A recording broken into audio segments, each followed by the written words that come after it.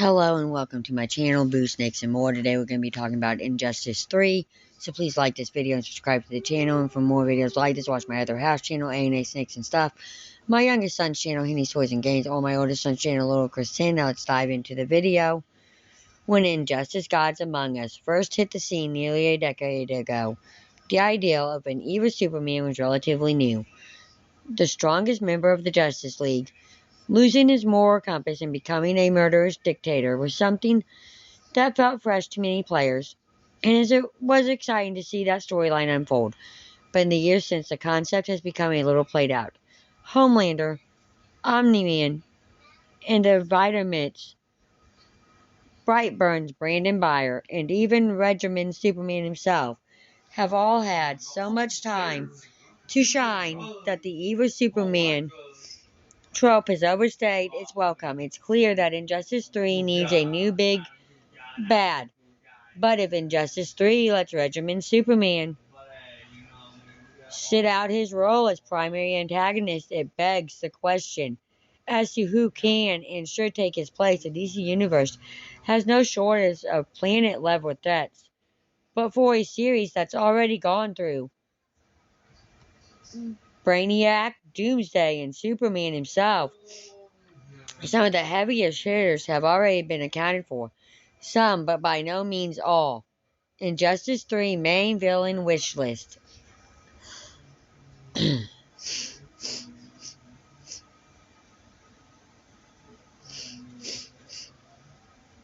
DC's very own Thanos-level threat.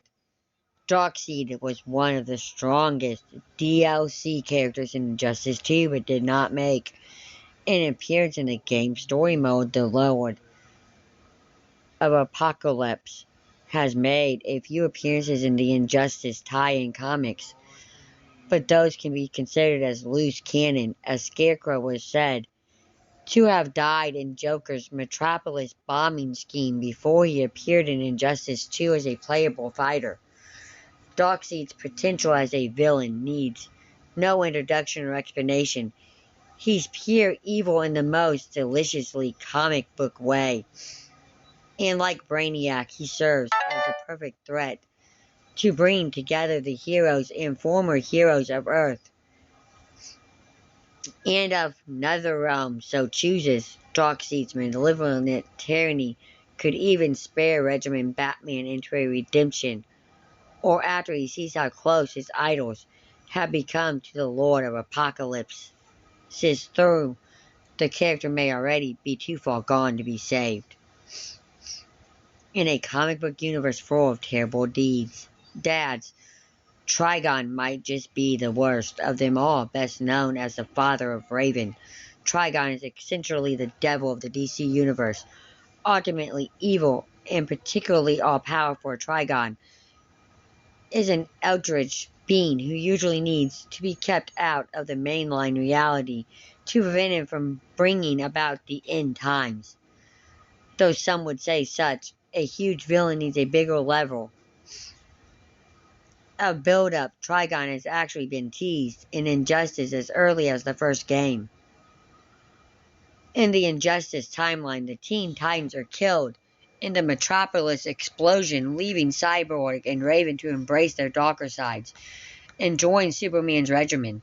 For Raven in particular, this means forsaking her humanity and submitting to Trigon's will, turning her skin a demonic red and giving her powers a decidedly more evil edge.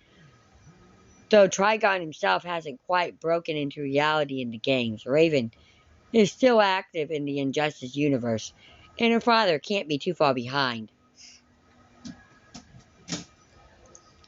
Nonrik, the embodiment of death. Nonrik is the one behind the famous Blackest Night storyline, wherein every DC character who has died returns as an evil Black Lantern.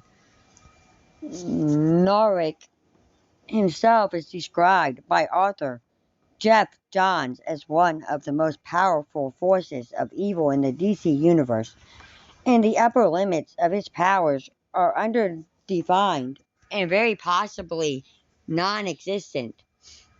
Injustice has never made any attempts To hide how dark its timeline has gotten, the number of characters that have died, both on and off screen, is staggering. And Luthor, Shazam, the Teen Titans, Joker, and Lois Lane are just a few among them.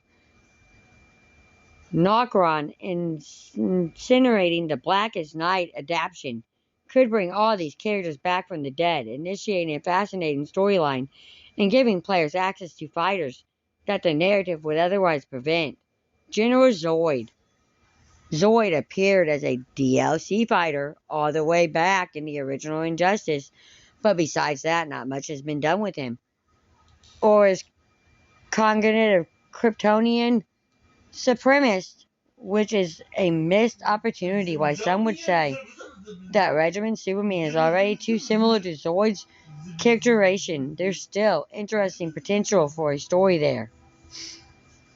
Zod is one of the most dangerous villains in the DC canon. The specifics of his motivations change from adaptation to adaptation with the various comic reboots. But two things always remain the same. He always has designs on Earth, and he always has a hatred rivalry with Superman. If/when Zod arrived on an Earth controlled by his greatest enemy, he'd go berserk with jealousy and rage. As an added bonus, Zod's gameplay from the original Injustice was incredibly underrated, and he'd be a welcome return to the roster. Thank you for watching this video, and peace out to the next one.